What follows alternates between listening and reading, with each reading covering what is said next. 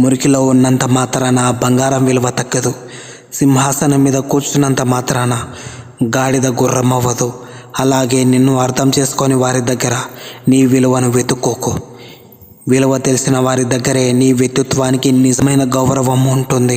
అలాగే అనవసరంగా మాట్లాడడం కంటే నిశ్శబ్దంగా ఉండడం గొప్పది. ప్రతిసారి స్పందించాల్సిన అవసరం లేదని కాలమే నేర్పుతుంది. ప్రతి మనిషిని సంతోషపెట్టలేమని, ప్రతి బాధని చెప్పుకోవాల్సిన అవసరం లేదని, ప్రతి సమస్యకు వెంటనే సమాధానం దొరకదని జీవితంలో నెమ్మదిగా అర్థమవుతుంది.